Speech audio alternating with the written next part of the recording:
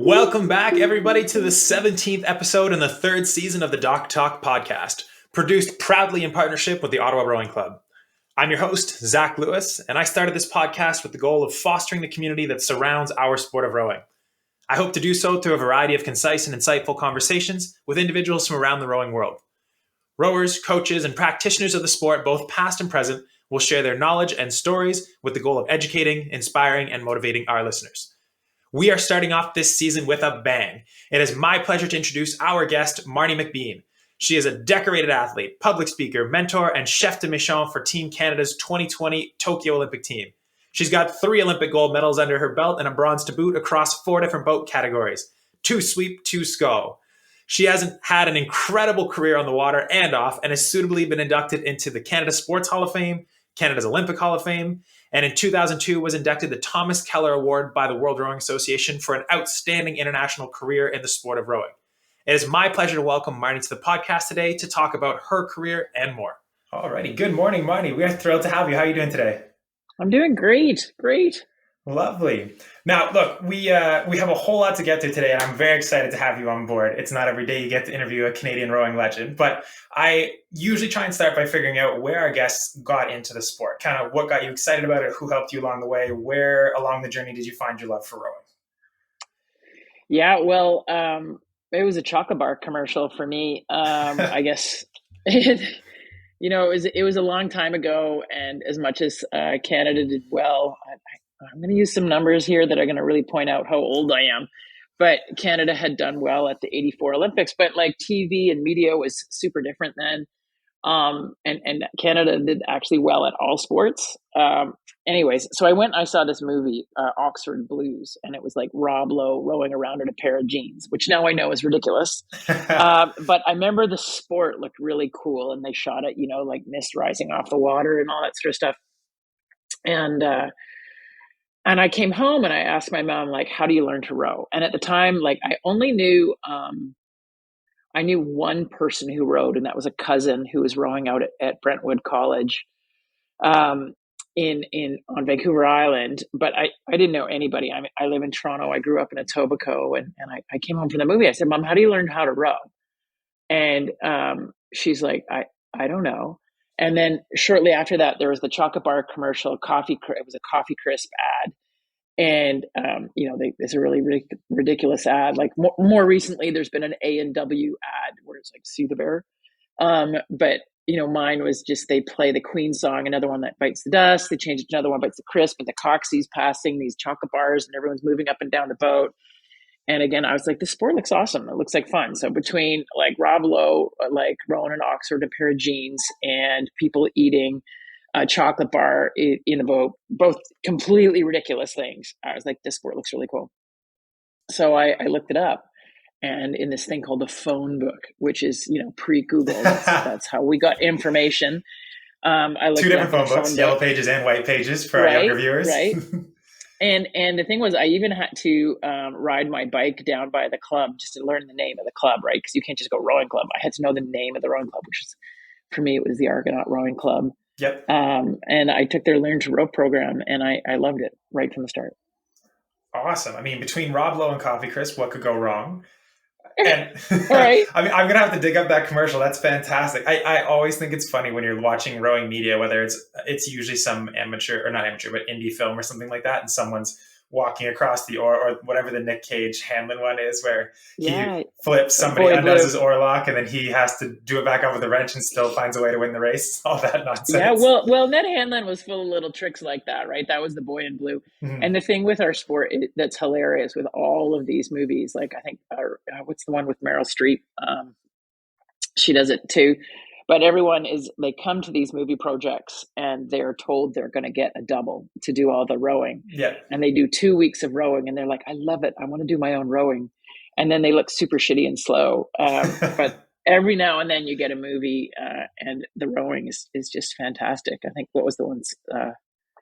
Skull House or something like that came out with lots of rowing in it. And there was lots of rowing and sliding doors, and that was actually good rowing. That was good. And apparently The Novice, the one that came out on Netflix this year, is supposed to be very good too. I haven't seen it yet, so take it with a grain of salt, but I've heard good things from those around our community.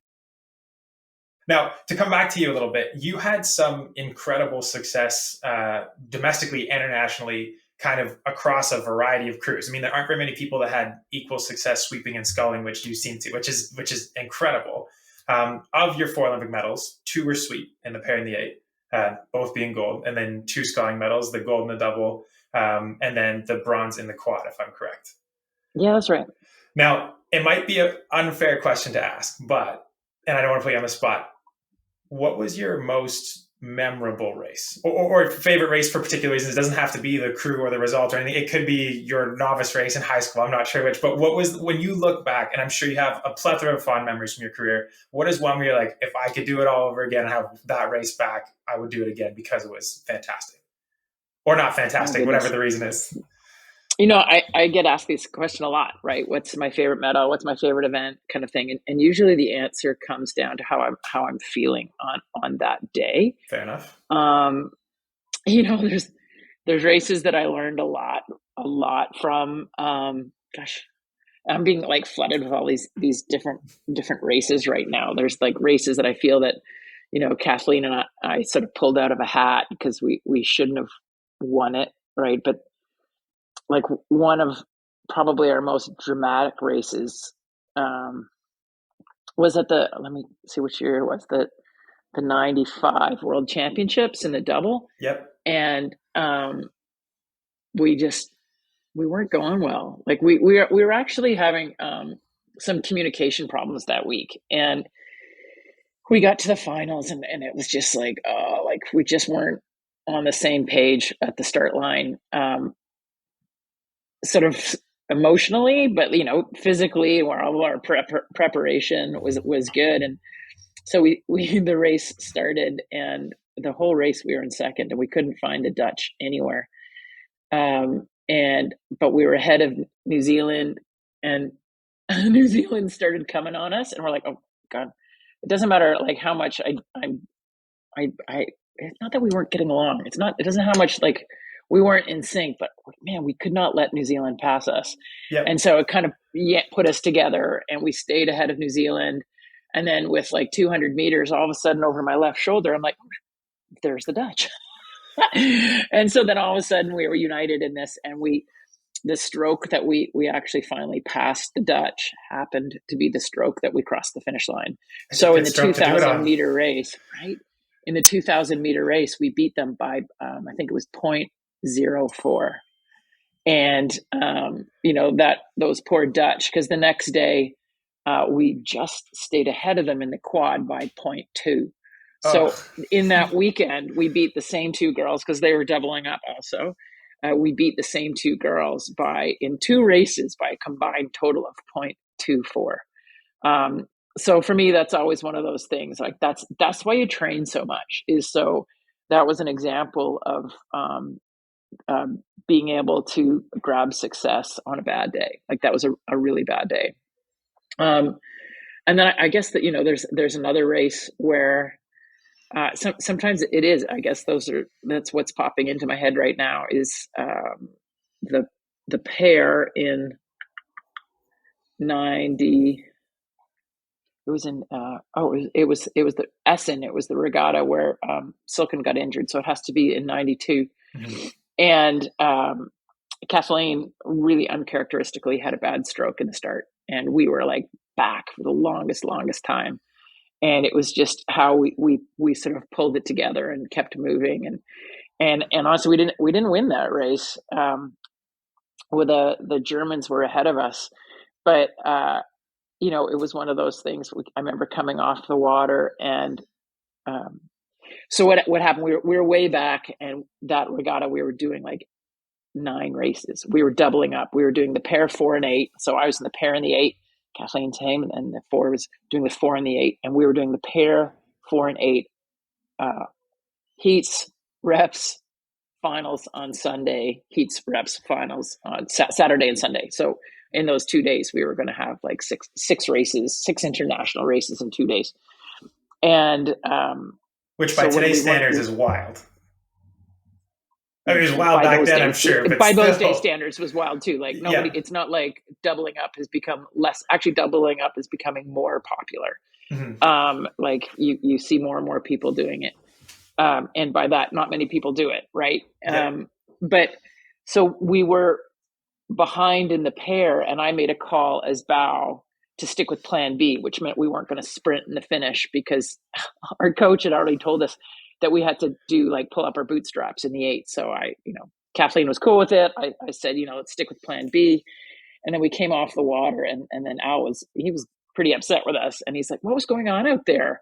And I told him what was going on. And he was like, but you were catching them, right? Like the Germans, so had we put a little more gas to it, we could have maybe won that race and had an undefeated year in the Olympic year. Mhm. And it's like, just, I think I love that race because I always chalk it up to lessons learned, right? There's always, because we got to the 8 later, we had a great race in the 8. There was more gas in the tank. I thought the tanks were empty, but they weren't. Yep. And so I guess it's when you chalk it up to lessons learned are my favorite races. Very cool. Okay, so you've touched on a bunch of things that I want to get to, but let's start with the doubling up conversation. I have no idea what it was like. I mean, I can go back and look at like not history books, but the race histories of various years in world championships. Why do you think the doubling up is becoming more popular now? And not to say that it's popular by any means. I think there were only 4 boats, or 3 boats at this most recent Olympics where you saw it. Sometimes you get it more at a world champ or World Cup, especially earlier in the season, kind of as a training part of a training block or whatever. But what do you think the mentality is between countries who now have all of the additional physiological, nutritional, coaching resources kind of at their fingertips that are saying, yeah, like now is the time in 2023 or beyond that we're going to have, X number of athletes double up in pair 4, pair 8, double quad, whatever the boats may be? Well, this is just my sense of what's going on, but I wouldn't be surprised if FISA starts directing it more, right? Because then we can have as many rowing races, and fewer people at the Olympics, Yep. which is one of the things that's a bit of a problem. We're a very large community of athletes in the Olympic environment for a sport that's not particularly huge, like our global participation and all that sort of stuff. Yep. So I kind of think that FISA is going to go to that model anyways. And one of the things they've done, even with the new race format, is we have like 4 days of finals. So Yep. now we have 4. Like, this sounds very contrived, but now there's 4 days of headlines. So at the Olympics, it used to be that rowing had 2 days of finals, and we'd have all of these champions on one day. This will come around to why people double up.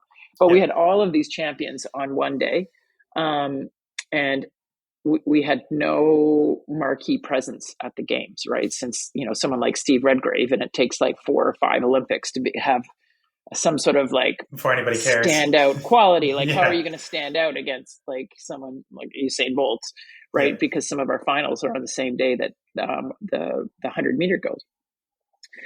So then there's 2 things. There's athletes who are realizing they're doing a lot of training, and for us, we knew, like, I think when you can show that you have a really strong, like, say 20-minute test or 6K test or whatever your long test is, you have to be able to have that test and the 2K test, Yep. right? Because that shows you've got the depth. But if you go and you look at the tennis players and what tennis players do, or what other people in other sports do, like our sense of like this 2K piece, and this is my mentality, right? Like, I'm like 2K piece, like that's like the easiest training day out there. Yep. Right? Like, so the mentality of it is that our bodies can do it.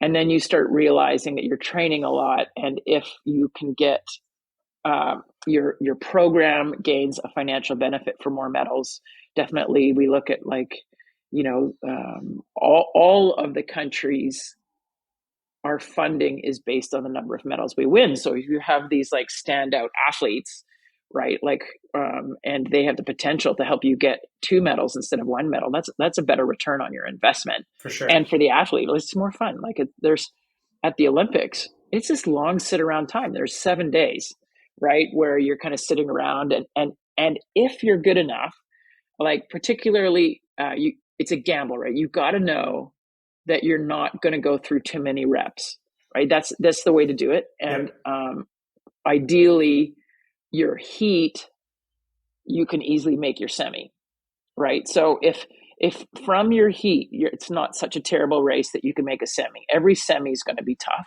Yep. Then your path. But if you are going to have to do the reps and the semis, so then you're looking at 8 races for doubling up. That's so. Anyways, it's this whole strategy thing, and it comes down to marketing and funding and fun. For us, the progression was we started in small boats, and we would double up.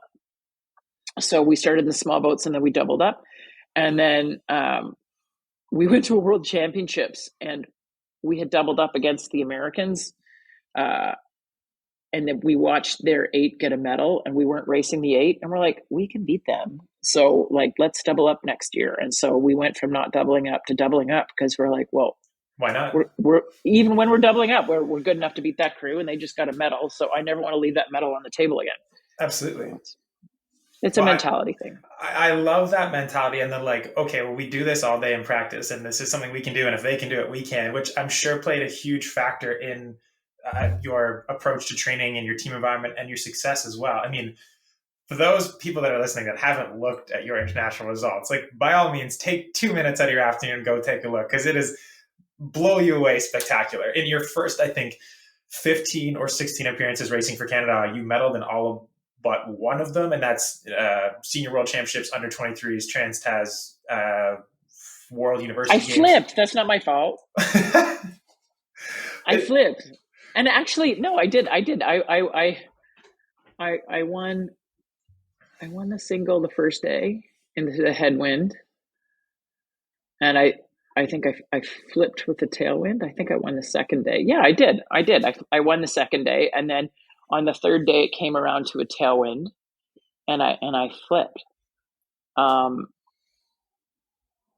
Yeah, no, I had never raced the single before, and Carol Love was my coach there, and I remember that was yeah, I got the chocolate bar there. That was the thing. I remember getting the chocolate bar, and then I raced. Was it a coffee crisp? I doubled up.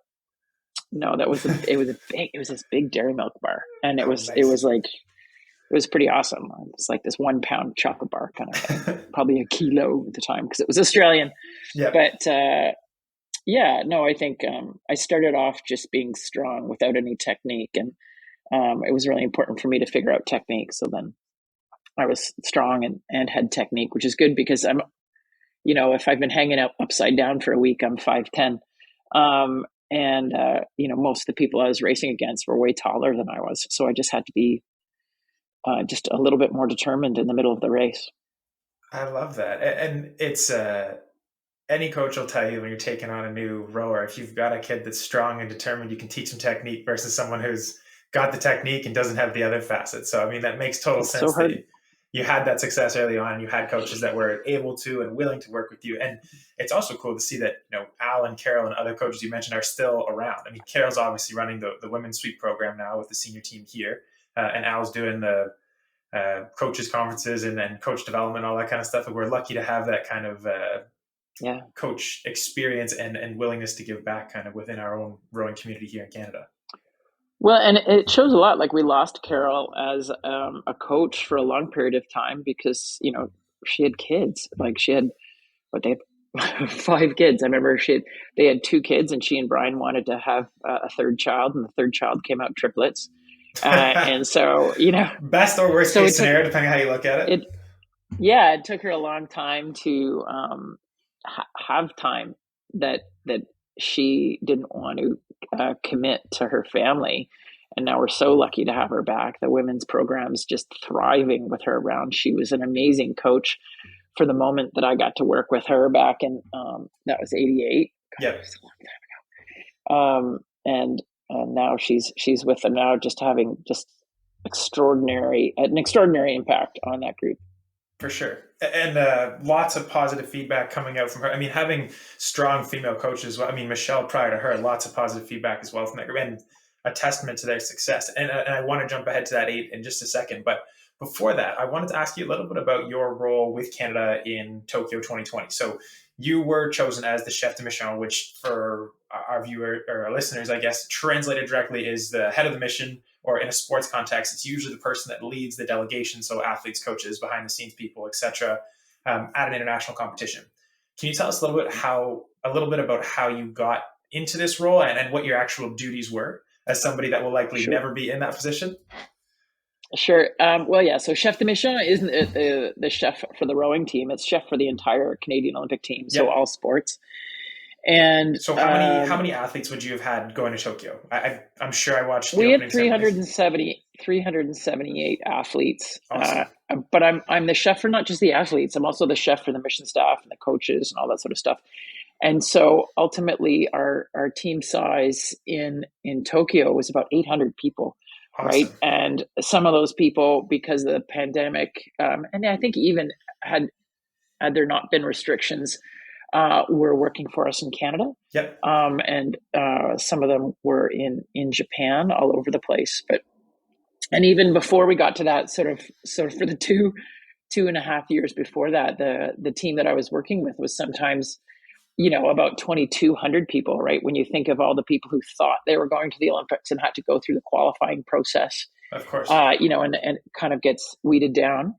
And so all of that started actually back in 2006. I volunteered to be a performance mentor, or different terms for it, athlete liaison officer, Yep. for the Winter Olympic team that was going to Italy to the Torino Games, to Turin. And so I started working with all sports, and I became, after those games, I was hired by the Canadian Olympic Committee to be a specialist in Olympic athlete preparation and mentoring. And I worked, so Tokyo ended up being my 10th games, but my 6th as a mentor to athletes in all sports. And I don't work like a sports psychologist. So a sports psychologist helps athletes with their mindset and their confidence and everything with respect to field of play issues. Yep. And I help with more of the social and cultural aspects of going specifically to an Olympic Games.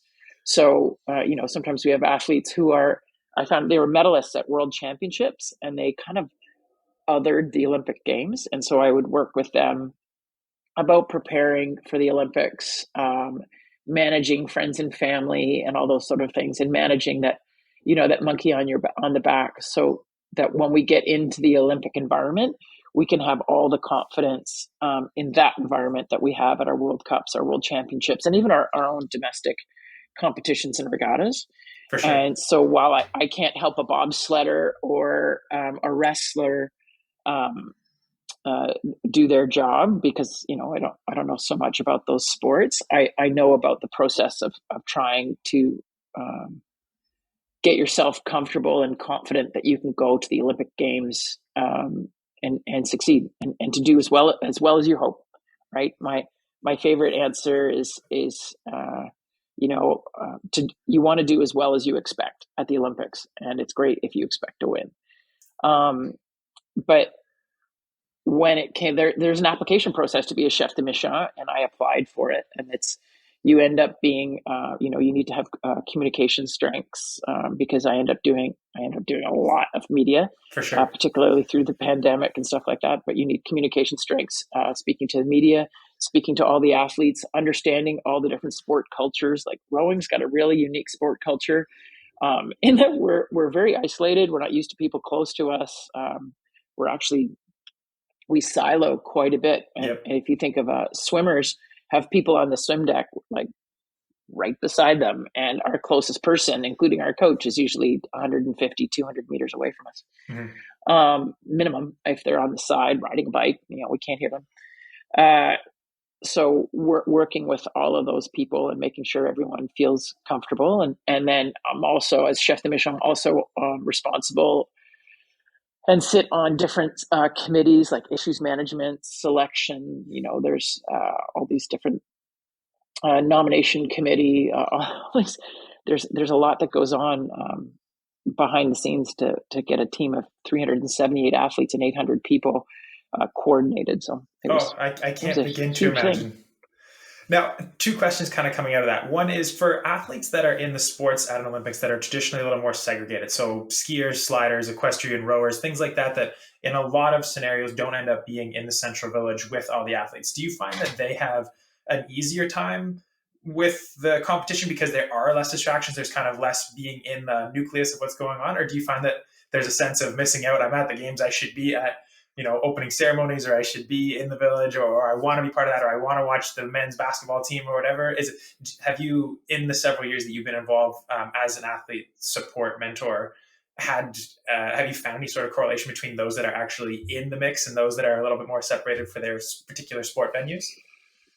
Well, people have to find what works for them. Yep. There is definitely an argument to be had for when a sport stays outside of the village because it's more convenient and they're going to have a really short drive to their venue. They find it not distracting. They just keep their head on it. So, for example, when rowers stay out of the village, it's often because they're staying close to the course. But at the Olympics, it works out really well because, while they rowers don't tend to go to opening ceremony anymore. Yep. And the question is never not any, the question for a long time isn't, do you want to go to the opening ceremony? Of It's, can you, course. Yeah. right? Is it in your best interest? And so there's a lot of athletes who are competing within the first 3 days, and even our football, like soccer team, they're often competing even before the opening ceremony begins.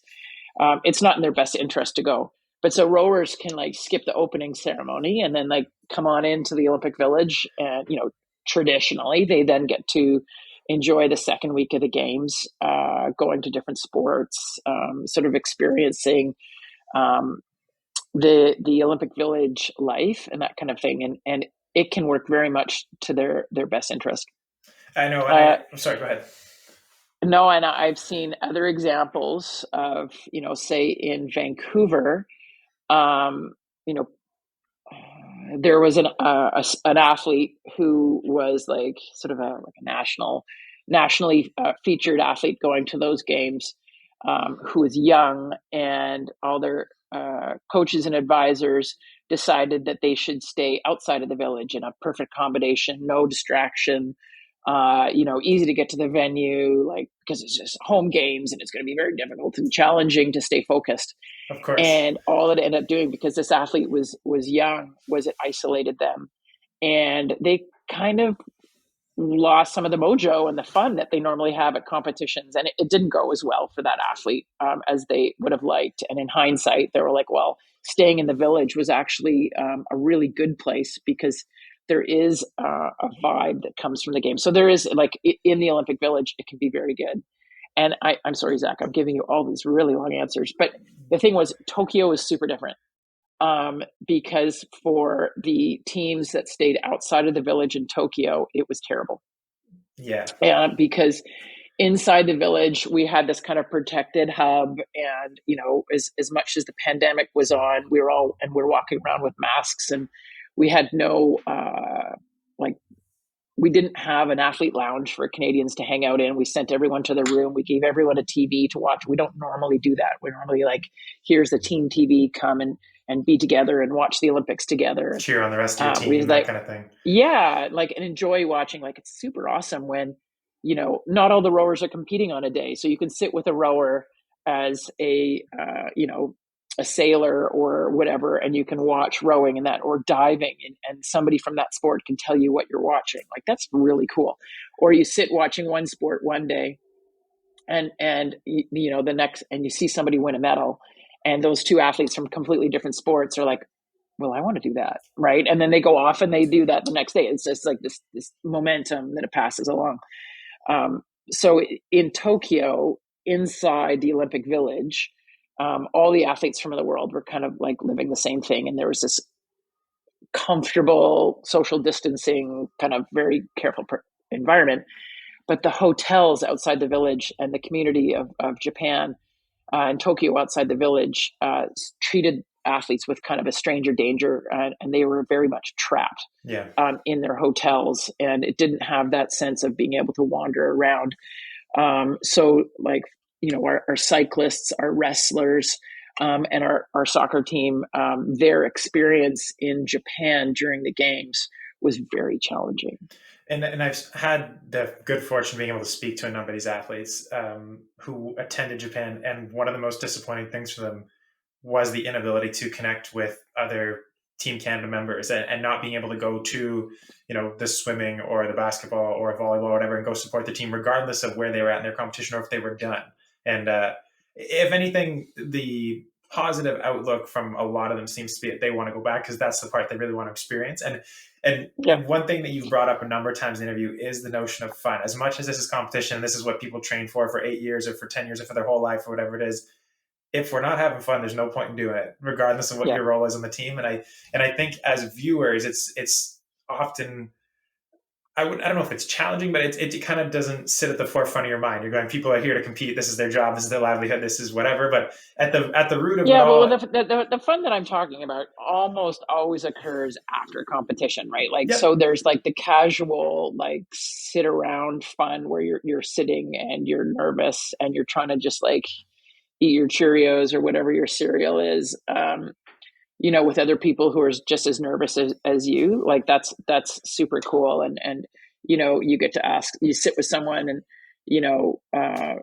whether like I'd sit down and have lunch with Layla before she would play tennis and get to know her. And then all of a sudden, like that was super fun to in the cafeteria, you do get to chat with, and they did get to chat with other athletes. But yeah, it was the fun almost always occurs after games and outside of the village, right? Like there's this whole mentality that inside the Olympic Village is this entire, like this huge party place, but right up to the last day is somebody's big day, right? Totally. So there's certainly on the first day of the village, the anxiety and the stress level is at 100, and then by the last day, there's only like maybe 40 people who haven't started yet. And so everyone's still super respectful, but nobody's got the same stress. So it's like at 5 out of 100, the stress level of the village is at 5. But you would like to think that yeah, athletes are having fun while they're competing, regardless, right?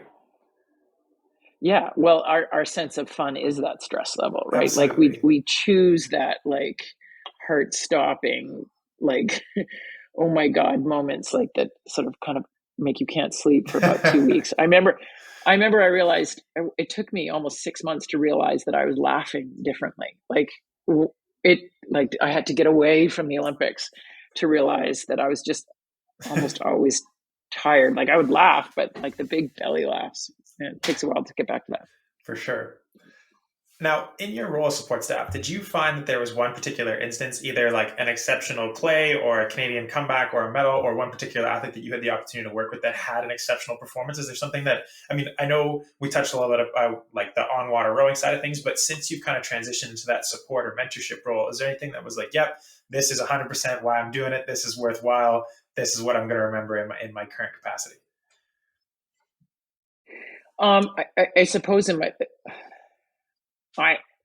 I'm so lucky that I get to go watch all the sports. So there's an element of watching all the sports, and there's the amazement that comes with them. For sure. So I mentioned Layla, our tennis player, and watching her like fight back. She's not a big person, and man, she just like digs down. And even when she was in a hole, and she did this at the US Open, even when she's in a hole, she will just fight back. And that was amazing. I think going and watching our men's volleyball team, court play, and those guys fly, and they get so high, and then they hit the ball so hard when it hits the floor.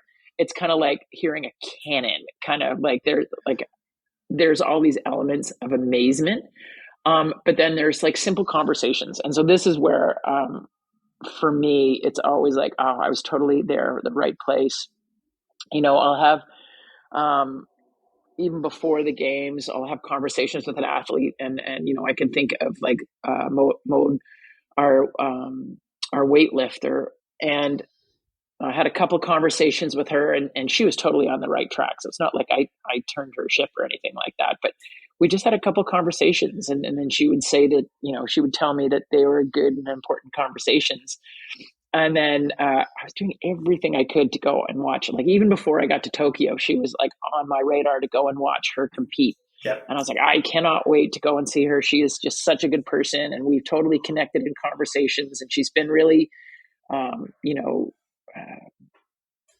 vulnerable in saying, asking me questions, but then also really kind in saying when some of our conversations had helped her. I was like, I can't wait to go see her. And then on the day that she was going to compete, um, our women's soccer team, actually, they were playing all over. They had been playing all over Japan, and they got to within a 2-hour drive of the Olympic Village. And like I said, because they were playing out of the village, their experience had been like less than ideal, and they had felt really isolated. So I was like, as a chef, I can go and see these 18 athletes, or I can go and see that one. And we didn't know how long our soccer team was going to stay in the tournament. We didn't know they were going to go and like win the whole thing. It was Good crazy. problem to have. Right. So I went and I watched the soccer game, and I heard that the weightlifting competition was amazing. And but it's and now I have such a great connection with Mode. But there's these elements where you have conversations with people, and I still have a great relationship with Tessa Virtue and Scott Moore from conversations that we've had in the past. And another weightlifter, Christine Girard. Sometimes the right conversation happens at the right time, and I don't think it does anything but help that athlete stay on the right path. Like they've done all the work to be on the path, and sometimes you're just there, and when someone's in a moment of doubt, you can have the right conversation with them, and they just know to stay their course, and they're doing amazing, and they go and do amazing, and you're just like, I did it, that was great. Now, for speaking of conversations that make amazing happen, your longtime teammate Kathleen and yourself are still the only two Canadians that have 3 Olympic summer gold medals. She unfortunately left us a couple years ago after a bout with cancer, and I've heard from a number of women that were in the Tokyo 8 that there was a conversation had about Kathleen with you and Michelle prior to the night before. And this strikes me as one of those conversations that, lit the fire or made the difference for a group that was already on the course, had already done the work, and was there with a purpose. And I was wondering if you might be able to tell us a little bit about that, if you're comfortable sharing.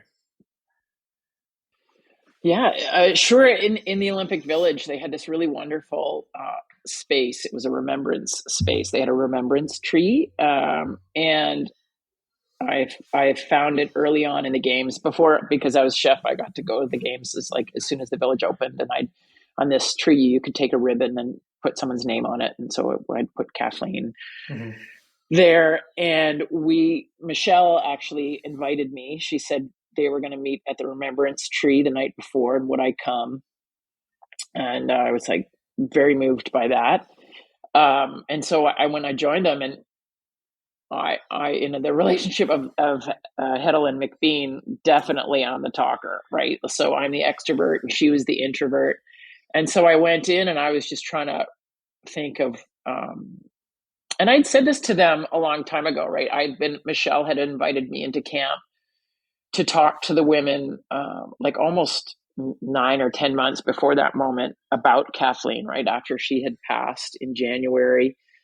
And I kind of left them with a what would Kathleen Hedel do kind of question, right? And it was always just kind of get it done, and whether get it done quietly, which really, for all the introverts in the world, which I think there's way more power and quiet people than loud people, even though loud people kind of stand out because we're like shouting all the time. Yeah. But I tried to leave them with this like rally cry a long time ago of what would Kathleen do, and I sort of came in at that remembrance tree, and we just spoke about her and about how she was just this quiet force, and she could just look at you, and she had this way of kind of looking at me, and we would kind of just nod, right? Just like a really purposeful nod. And it ended up being really awkward because I'm not as good at Kathleen as doing it. But, I kind of looked around and tried to give them all like a Kathleen Hedel nod. And just how she would just believe in them and believe in the work that they done, and just kind of know it and go kind of thing. And it was a really good conversation, and we sort of left it up for anyone to say anything that they wanted to say. and left it at that. And then and Kit and all the other athletes in that boat, they really made it what they wanted to make it, right? They took it. And the next day, I guess they heard thunder as they were going up, and Kit was just reminded them, like, that's Kathleen. She's like, that's the kind of thunder behind us. And then during the race, I believe they did, as they went under there's a bridge. They went under there, and then they sort of evoked the power of Kathleen Heddle, because I don't think there's ever been a better Canadian rower than her, right? She was better than me. She was better than Silken. She was better than everybody else out there. And she just loved rowing and loved racing and just did her job, kind of thing. And she loved winning too, right? So, the introverts have this subtle way of being competitive and aggressive, and they just channeled it, and it was just incredible to watch them row that race that day. Was it ever? And as awkward as your nod may have been, it obviously did the trick, and it was pretty cool to see Kathleen's legacy and yours continue to be shared in women's rowing, Canadian women's rowing as well. Yeah. And now, post rowing, you've transitioned into a motivational speaker and an author. And one of the things that really struck me is in your book, The Power of More, you talk a little bit about the goal setting for national team rowing here in Canada and how we don't need to get caught up with the countries that are performing at a, I guess, more efficient rate than ours. We need to focus on countries that are comparable to ours and kind of take it one step at a time. I'm sure this is, and I apologize if I'm paraphrasing and this is not exactly what you're trying to get across. Feel free. It's been a while since I read the book. So okay. Feel free to correct me, but I'm just wondering, you've obviously had a very successful career on the water and off. And a lot of this seems to come from the positive mentality and the goal setting and the step-by-step approach that you've laid out in a number of your answers today. And I'm just wondering if for people that are, whether they be rowing, professional, whatever they're listening to right now, if there's one thing that people can do to have a more successful outlook or, I guess, achieve what they're trying to achieve, what would you share? Well, the trick is to know what you're trying to achieve, right? That's always the hardest part, right? Like, Yep. if I said, "What are your goals right now?" You'd be like, I don't know." Like, it's really easy in sport to have goals, right? You just want to go faster and win. But in life, what do you do when you're a parent? What are your goals, right? When you are in a job, what are your goals? Like, maybe you have your your annual targets and your KPIs and whatever it's going to be. But I think it helps a lot if you can kind of just take a moment and try and sketch out what your goals are. But that's not the most important part, actually. Like, once you have the goals, then you have to come up with your goal achieving path, Yep. right? And that's just what you're going to do today and what you're going to do. Like, what does this day look like? But what does this month look like? And I think for me, the goal achieving path always worked because I mapped it out, right? So within the moment of a race, Kathleen and I would map it out. We had our race plan, and that made the really hard race. Oh, if you're going to do an erg, have a plan. That's like, have a plan, even for an erg race. Have a plan for the water, right? Like, let's break it down by a minute. Break it down by whatever you need to do. Yep. Know But, what like, you're here for. if you're going to do, oh my God, yeah, right. It helps a lot. It helps pass the time, and it makes you know what the point of each next step is. And then, so you can take that in a bigger sense. So I knew how to get through a month of training, because I would look at my month of training, and I knew that it was building up. There was going to be, week one, and then week two was 10% harder. Week three was 10% harder than that. Week 4 was 10% harder than that. And then there'd be a week of recovery. Yep. Right. And so knowing that week of recovery is going to be there allows you to be exhausted in week 3 or week 4, because, you've got this break coming up. So it's like, it's okay to push, because there's going to be this little, like, breath catching. But the breath catching doesn't actually bring you all the way down to the bottom. It just lets you catch your breath. And so with life goals, it's kind of the same thing. You want to kind of just be like clearing your plate, right? So maybe your task every day is to try and get through your to-do list, right? Yep. And then, so there's like, you have the goal, and then you need your goal achieving path. And then the hardest part for the whole thing is starting, right? And once you start, it's like, okay, you're like, think of a really messy room, right? Or a really messy desk. And you look at it and you're like, I have no idea where to start. But as soon as you start digging away at that corner, it gets easy. It's super easy. Once you've started, it's super easy. And, I think sometimes it takes 3 weeks to make something a routine. Like you can do something for a week, that's pretty easy. Yep. And if you make it through the second week and you didn't quit or lay off, like that's good. But when you've done it the third week, you're in a routine, right? And that's just, so it's kind of just all these tricky little things. All these little things. So I missed it. I failed. You asked me to say one thing, and I think I said 4. But that's all right. It's content for a podcast, so people are here to listen to you talk, and you're doing a fantastic job of it. That being said, I don't want to take any more of your time. I know you're a very busy one, but I wanted to say thank you very much for taking a couple moments of your morning and sharing them with us. I think you're going to be a very popular listen. I know I certainly appreciated our conversation, but thank you. Oh, no problem. I enjoyed it quite a bit. Thanks, Zach. All right. Well, look, you have a great day. I appreciate it. All right. Thanks very much. A huge thank you for Marnie to coming on the show with us today. Even though she's worried that her answers were too long, I think a lot of our listeners are going to be excited to hear her rowing memories, thoughts on the sport currently, and some of the incredible experiences she's had as a leader, sport mentor, and Team Canada's chef de mission. In today's show notes, I'll be sure to post a link to Marnie's international racing results. She is incredibly humble, but I would encourage anybody who hasn't taken the 30 seconds to do it to go check it out and see what an incredible career she had racing for Canada across every Olympic boat class. From my side of the mic, it's been a pleasure chatting with you and being part of your day, and hope to see you back for our next episode, which will be dropping in just a few weeks. If you enjoyed today's episode, please rate and subscribe to the Doc Talk channel. It really helps our show grow and put it in front of new viewers, and you get the added benefit of staying up to date on all things Doc Talk. If you have an idea for a future show, would like to recommend a guest, or just want to pass on a comment, question, or concern, I also take compliments, please feel free to shoot us a note at doctalkpod@yahoo.com. It would mean the world to me if you enjoyed this podcast to please share with a friend, a crewmate, or someone else you know who may enjoy it. Until next time, wishing you all a very speedy week. This has been Doc Talk.